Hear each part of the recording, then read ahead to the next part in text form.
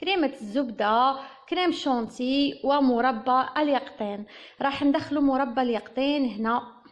بسم الله على بركة الله. كما كتشوفوا هنا راه عندي هنا 4 بيضات. تقدروا ديروا 4 بيضات، تقدروا تضاعفوا الكميه. انا راح نديرها على حسب المول اللي راني نحتاجه، ماشي باغي نكبرها بزاف.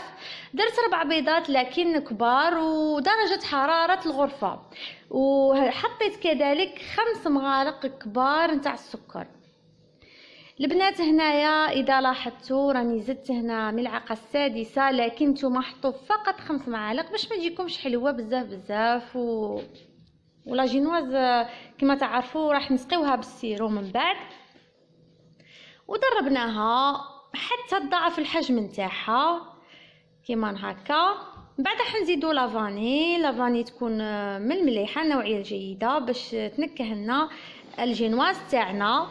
ونضيفوا كذلك الفارينه بالتدريج، وراح نبداو نخلطوا بالملعقه من الاسفل للاعلى حتى ندخلوا هذيك الفارينه في الخليط تاعنا نتاع البيض.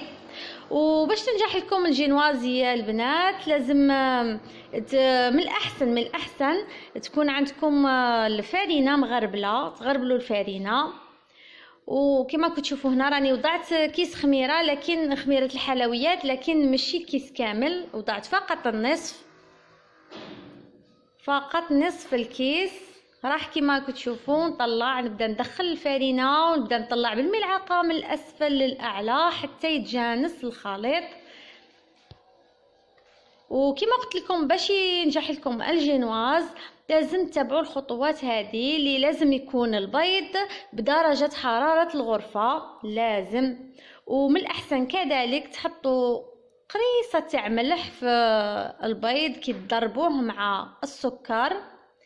كما لازم لكم كذلك الفارينة تغربلوها باش هكذاك باش تجي مليحة، يعني باش تجي خفيفة لا جينواز وتتخلط لنا مليح في الخليط هذا. الان راح نزيد واحد شويه.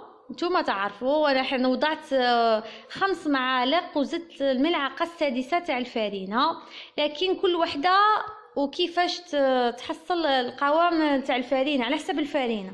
كاين الفارينه اللي ثقيله في ساعه 5 معالق برك، ولا انا زدت ملعقه سادسه. مهم هذا هو القوام التالي الاخير اللي نتحصل عليه، يجي قوام كريمي، يجي شويه برك ثقيل ماشي بزاف، ما يجيش خفيف باش ما تهودناش الجينواز. راح نستعمل كما كتشوفوا هنايا هذا المربع الكاري هذه، راح ندير تحته ورق الطاهي ونوضع المربع، وراح نوضع في الجوانب الزبده مع الفارينه، ونحط لا جينواز وطيب على خاطرها. البنات كذلك نصيحه باش تطيبلك لا جينواز مليح لازم تكون الفور سخون مليح، من بعد تطفي من الفوق وتخلي التحتاني نار متوسطه، تنقصي له ما تخليش مجهد. بعد ما تطلع لا جينواز تحسي بها صاي طلعت وبدات تنشف من الفوق،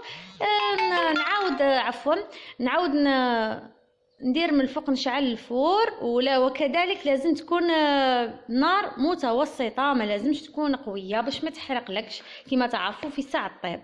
من بعد انا هنا حضرت السيرو، راني وضعت راني درت هنا في لاجينواز سقيتها بالسيرو، ورايح نملأ هاد القطعه تاع لاجينواز بمربى اليقطين.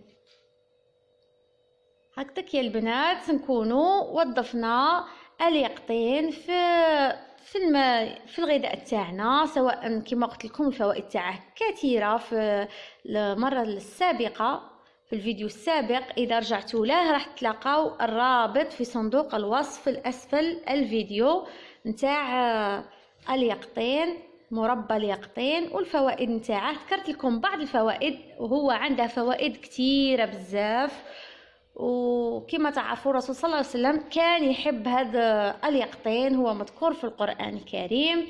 لذلك القدوة تاعنا لازم نقتدي بالرسول صلى الله عليه وسلم في الأكل في الشرب في جميع حياتنا حتى تسهل علينا الحياة تاعنا. القطعه الثانيه راح نوضع فيها الكريمه اللي عندك. تقدري تستعملي كريمه الشونتي او كريمه الزبده. انا استعملت كريمه الزبده. راح ندير طبقه رقيقه، طبعا ما راحش نكتر بزاف. نطلي طبقه رقيقه فوق الجينواز. من بعد راح نغلق الجينواز هذه بالجينواز الثانيه، القطعه الاولى مع الثانيه. ومن بعد راح نسقي من الفوق تاع لا جينواز. نزيد نكمل سقيها بالسيرو هكذاك باش تزيد تطرالنا. كما تعرفون نحبوا الحاجه طريه تكون احسن.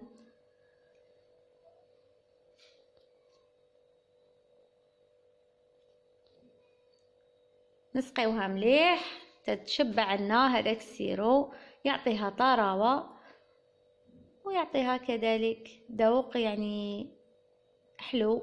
اذا ما كنتيش كثرتي الحلاوه في الجينواز فالسيرو راه يعوض لك هذيك الحلاوه، راح يزيد يحلي لك الجينواز. الان راح نضع طبقه تاع كريمه الشونتي من الفوق للتزيين.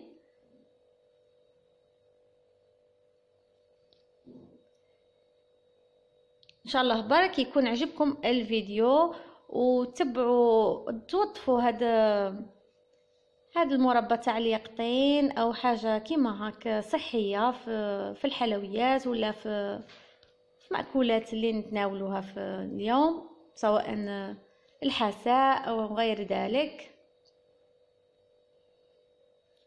لان نجهل الفوائد تاعه. وكاين ناس ما يحبوش الريحه تاعه والطعم تاعه، لذلك جاتني هذه الفكره ان نديروا هاد لاجينواز ونعمروها بهذا المربى اليقطين هكذاك ما تجيش باينه، حتى الاطفال يتناولوها بلا ما يحسوا وتجيهم مليحه، حتى نجبروهم يعني بلا ما يفيقوا يتناولوها. بعد ما وضعت طبقة رقيقة من مربى اليقطين فوق الكريمة الشونتي راح نقطعها، نخليها قبل تبرد تتماسك. انا ما خليتهاش فقط الوقت ما كفانيش، راح نقطعها يعني شحال ما خليتوها تشد روحها وتشد الكريمة مع لاجينواز تبرد على خاطرها وتتماسك، شحال ما في الشكل تجيكم مليحة كي تجيو تقسموها. كيما حبيتو في التقسيم تقسموها، تقدروا تخليوها حتى هكا كاري وتزينوها من الفوق كيما تحبوا. انا حبيت نقطعها الى مربعات كيما نتاع المحلات هكذاك باش تسهل علينا بلا ما تكون كل شيء تكونوا الحبات متساويين. فيما بعد البنات راح نوضع التزيين بسيط فقط بكريمة الشونتي بكيس حلواني. راح نوضع هاد الوريضات نتاع كريمة الشونتي، والكل واحد حر في كيفية التزيين. احنا المهم الحاجة المفيدة ان وظفنا مربى اليقطين والفوائد تاع اليقطين هنا في هاد الجينواز. وكما كنتوا تشوفوا هذا هو الشكل النهائي. ان شاء الله يكون عجبكم الفيديو، ما كانش ثقيل عليكم.